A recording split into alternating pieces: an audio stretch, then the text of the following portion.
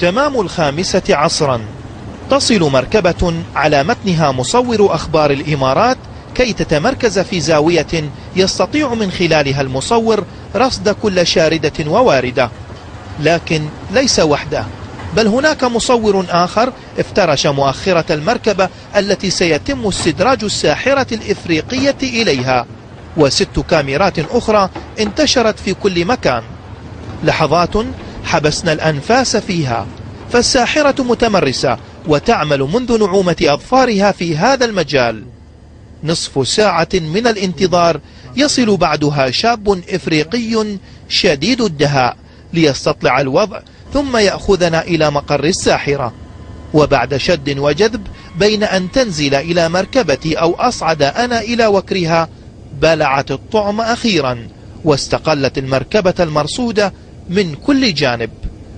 ثم بدأ الحديث حول المعجزات التي تستطيع أن تقوم بها من زيادة في الرزق والعمر وحفظ من السوء، وهي أمور لا يستطيعها سوى الله عز وجل، لكن السحرة يدلسون بها على ضعاف العقول وأصحاب النفوس المريضة، الذين لو أعملوا عقولهم قليلا لعلموا أن الساحر لو يملك الضر أو النفع لأغنى نفسه وما احتاج من الناس شيئا، ولتقلد أعلى المناصب والرتب.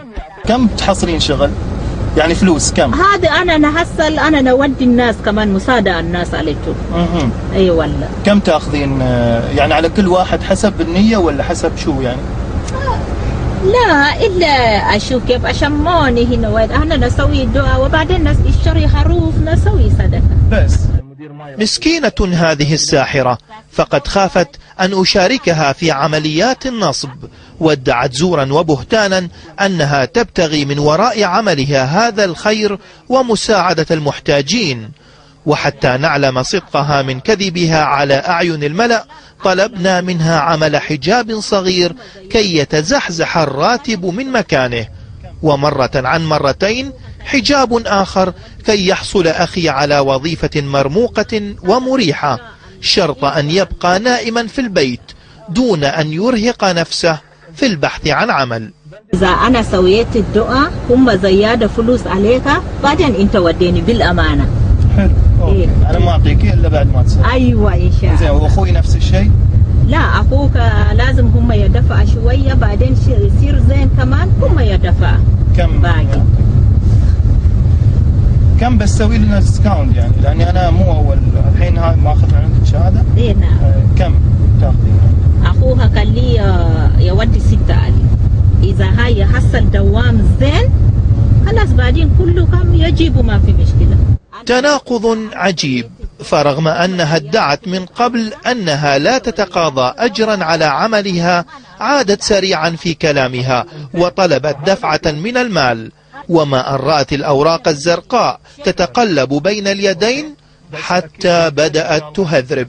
الحمد لله رب العالمين. كم سنة شوف أني هنا قبل أنا جيت الإمارات هنا والله لازم ما في واحد يعرفني. أنا شوف واحد بس مريضة سويت الدعاء خلاص كل شيء يصير زين، كله هاي يهبر هذا يهبر هذا تاني يهبر هذا، واحد ورا واحد، عشان كده داهي الناس يعرفوني. وما أن تنغنغت الساحرة بالدراهم وهمت بالنزول، حتى كان رجال الأجهزة الأمنية في انتظارها.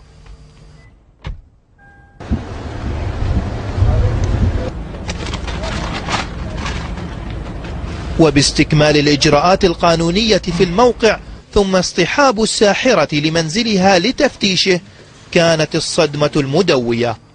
مئات الأعمال والأسحار المتنوعة، من سحر للتفريق وسحر للجلب وسحر أسود وغيرها من الأنواع التي فجعنا عندما رأيناها. كمية مخيفة من الأعمال التي كانت تربط مئات من البشر، كهذه الأقفال التي تهدف لمنع الزواج، وهذه الأحجبة التي مزج بها القرآن بتعاويذ ونجاسة. هذا عدا عن عشرات المصاحف التي مزقت أوراقها من أجل ممارسة السحر، وجلود للثعابين والسحالي دخلت الدولة على هيئة حقائب، وأكوام كبيرة من الملابس الخاصة التي تحمل أثر أناس مساكين لا يعلمون بأن هناك من يعمل على إيذائهم، بل هناك أحذية لأطفال أبرياء يعلم الله ما حل بهم، ومسابح وعلب بالمئات للبخور الذي يستخدم في استجلاب الجن الذي حاولت بطرقها الخاصة إرهابنا به، ولكن الله هو الحافظ. أعوذ بالله من الشيطان الرجيم. وبعد ساعات طويلة من العمل واستدعاء رجال الدين لإبطال الأعمال الشيطانية، رحلت الساحرة في ضيافة رجال التحريات حتى تحصل على جزاء ما اقترفته يداها. ويبقى الأمل في كل من يعلم شيئا عن أمثال هؤلاء السحرة بأن يبلغ عنهم الجهات الأمنية، فهم شر عظيم يجب اجتثاثه من فوق هذه الأرض.